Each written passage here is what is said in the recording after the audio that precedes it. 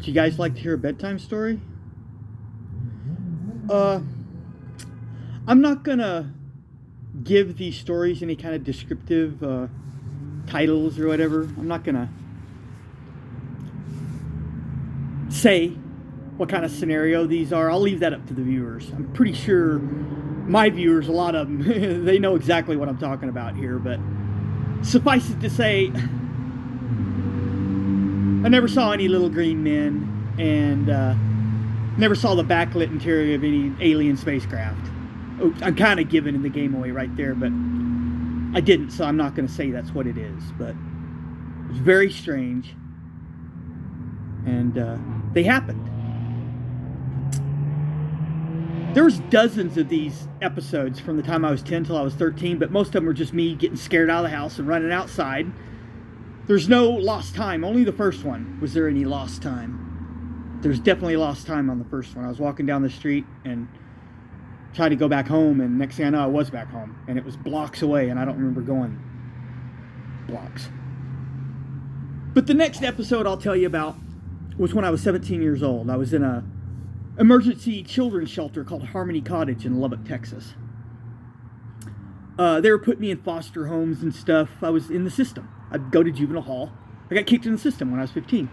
And I'd go to juvenile hall. They'd let me out because I wouldn't really do anything besides running away. But that's illegal, okay? You can't run away when you're underage. And I was doing other stuff, but my juvenile record was sealed. But suffice it to say, all I was doing was going on joyrides in cars, you know, which is bad. But, you know, I was a confused kid, you know. And they kicked me into the system. What are they expecting is going to happen? I mean, there was a bunch of other juvenile delinquents, and we're like feeding off each other. But I'd go to foster homes, and I'd team up with another juvenile delinquent in there, and we'd be like a team and go out and pull shenanigans or whatever, you know.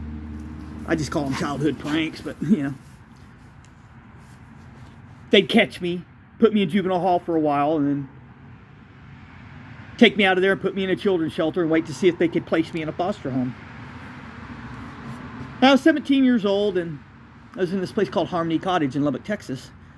And I'll just describe this place to you. It was like not a Victorian house. It wasn't quite that old, but almost that old. And in Lubbock, Texas, they have these structures using this special type of brickwork that's like really unique to the area. I don't know, there's some kind of construction company that was doing a lot of construction back in the day, in the old days. There's Texas Tech University, they got a lot of it. The high school's got a lot of it, and there's little neighborhoods with a bunch of it. There's special masonry that they're using in this area. And this house was one of them. It was an old 2-story brick masonry structure, you know, kind of beautiful. And it was a children's shelter, and upstairs, downstairs. And downstairs would be the living room, the kitchen, there's a bathroom, and the girls' room was downstairs. And the house parents were downstairs. Upstairs was like a den place, and the boys' bedroom, and a bathroom for the boys. This place is alarmed up. Every door on the whole place was alarmed. The boys' bedroom had a special tone on it. You open the door, an alarm would go at night. They'd set the alarms at night when it's time to go to bed. And the upstairs boys' room had a tone that would sound if you opened the door. The upstairs bathroom would have a tone, a different one, that would sound if you opened that door. The girls' bedroom had all different tones. The girls' bedroom had the door had a tone, an alarm with a special tone that was identifiable for that door. Their bathroom, the house parents' door, and the front and back door all had different tones that were identifiable, you know. Basically, they were trying to make sure nobody ran away, you know, without the house parents knowing, or the girls and boys were this isn't like a little kid shelter. This is all teenagers, 14, 15, 16, 17 years old. That's what it was made for. And so, come on, man. The guys and girls are trying to get together for a little tryst, and they wanted to prevent that from happening for sure. And this incident occurred one night. It was late at night. I don't know exactly when. Everybody's asleep.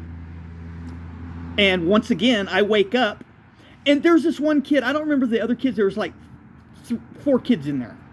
I don't remember the other two kids' names. I didn't really know them, but there's this one kid named Leonard. Let's just say Leonard. And I knew him from a foster home I was been in. He was a complete nut.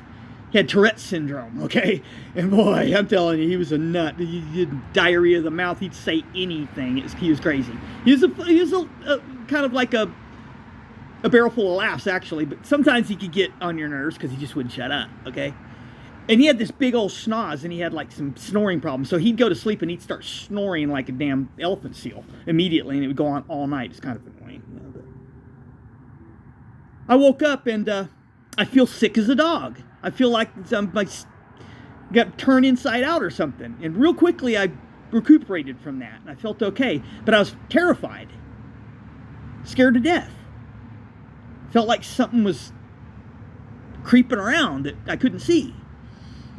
And Leonard wasn't snoring. Everybody was just out cold like a coma. Everybody was there that I could see. The guy, all the boys were there. And I'm like, I'm getting the hell out of here. So I opened the door. The alarm went off.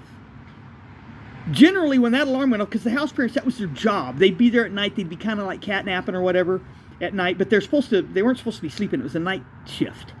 And generally, when you open that door, you're supposed to be going to the bathroom. And they better hear that door close and you go to the bathroom. Otherwise, the house parents' door would open. Hey, what's going on up there? Definitely, if you tried to go downstairs and open any of the other doors, they'd be on it. If you opened the front or back door, they'd call the police immediately. Because they'd know somebody snuck out. Nothing. Trust me, I know, because we opened the door to go to the bathroom, and if you stayed in the bathroom too long, they'd be, hey, what's taking you so long? Get to bed. They're on it. Nothing, man. I walked down the stairs, and it's an old house. Creak, crack, creak, creak. You could hear him walking down the stairs. Nothing. Okay? And I wasn't creeping. I was running down those stairs. Went through the living room, went right to the front door, opened it and closed it. And that was a really shrill alarm. It was like special alarm for that. Like, oops, the front or back door's been opened. And I start running down the street. I'm in my underwear, basically my pajamas. I'm in my underwear, it's barefoot.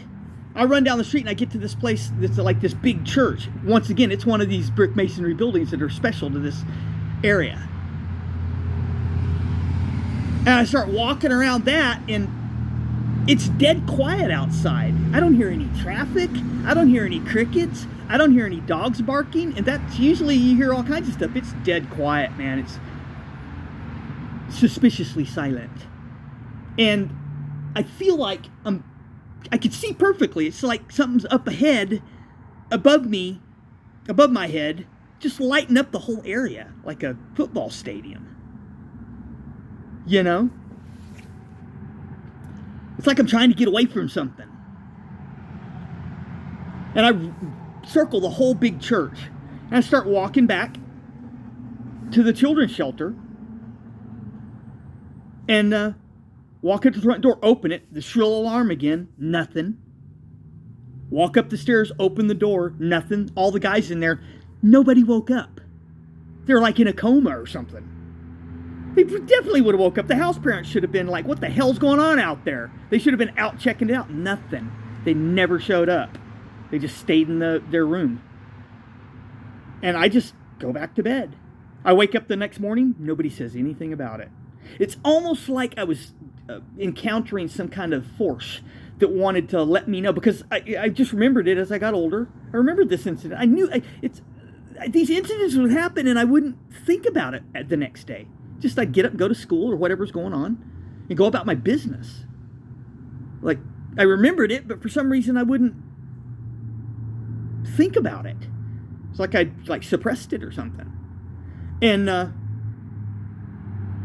it's like this force was trying to set up these scenarios that I would know something very strange was going on, and that this shouldn't have happened. There's no way I should have made it out the door and went walking for 20, 30 minutes and came back to the house and opened the door and went to bed without anybody knowing it happened. Anyway, that's it. I got one more of these stories I'll tell that's it's the last one. And then I'll think of some other stories to tell. Good night. Sweet dreams.